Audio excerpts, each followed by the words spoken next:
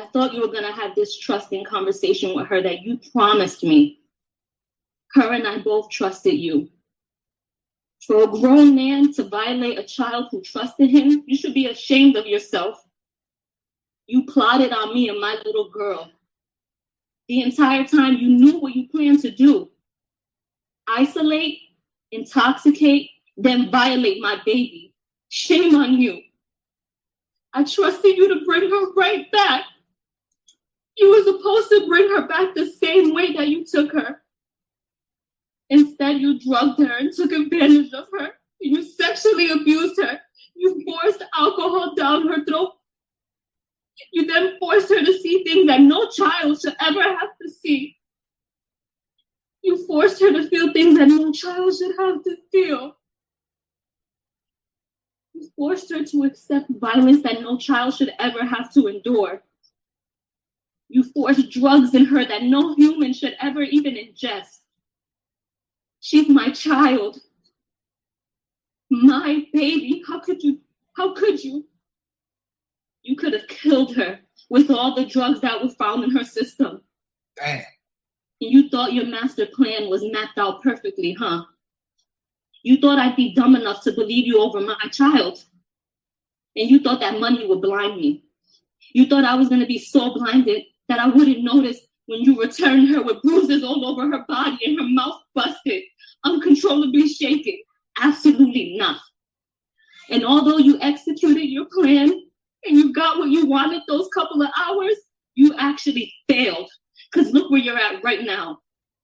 You have created a lifetime of trauma for my daughter and I. Before you, we never knew evil existed. You brought so much evil into our lives that early morning, and I'll never forget. I called you like 50 times and you wouldn't answer me. And I called her too when you took her phone. You drugged my baby and you gave her no way to seek help. You left me no way to contact her or even know where she was. I get physically sick now whenever I'm away from my daughter because of you. Something as simple as her going to school, I'm in panic mode. Because I'm scared when she comes back, she's going to be hurt all over again. I constantly have flashbacks of that night. And what she lives with is not okay. She feels uncomfortable around people and will live with this forever, and this is not fair to her. She never deserved this. Shame on you for forcing evil on our youth. And you know, for a year, I questioned, how could you even do this to us? Her and I did nothing wrong to you. We trusted you. I moved across the country because I believed everything that you told me. But it was pure manipulation I see now. All you do is specialize in selling false dreams. How could you do this to an innocent child and mother who simply trusted you? We did nothing wrong. But you know what? I'm done breaking my head trying to question or figure out how you could do such a thing. It's so simple to me now. You're just a sick man.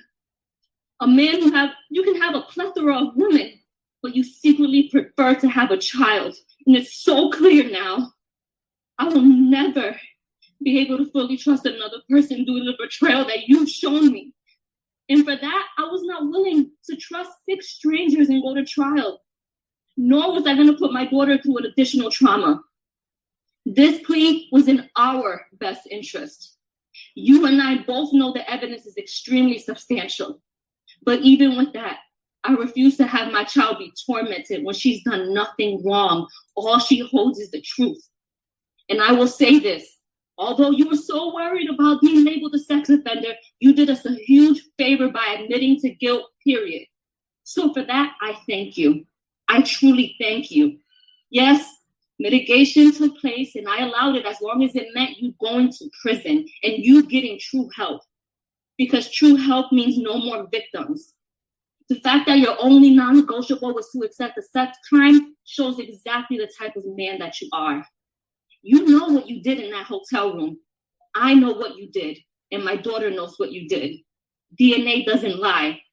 There's no reason why your DNA should have been found on my baby. And yes, I satisfied your bogus request to not be labeled a sex offender, but it doesn't take away from who you truly are. I wasn't going to waste any time going back and forth with you over a label.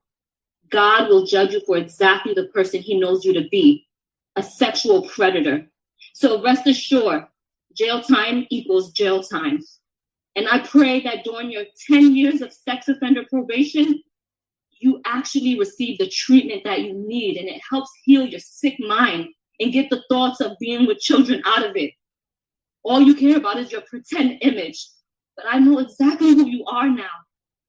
You want to be this public figure, but you want to do all your evil acts in secret. You're so self-centered. That's why the last time I saw you on February 27, 2021, you fought me. You tried to hold me hostage from taking my daughter to the hospital.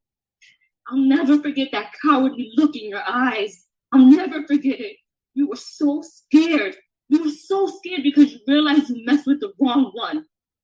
Your last words to me, you held me and said, please don't go. You're going to ruin my career. Well, today, September 6th, 2023, my last words to you are, I hope the next 17 years of your life, you're reminded of the disgusting, terrifying, unforgettable act that you've done to my innocent daughter. Shame on you. And although you've caused a tremendous amount of trauma for myself and my daughter, we will, and will always be superior of you, because a successful, honest career is something that you can never, ever have. We will both continue to stand against violence. My daughter will continue to persevere and be bright and intelligent and courageous young woman that she is. So Michael Nowak, I hope you enjoy prison, and God bless you.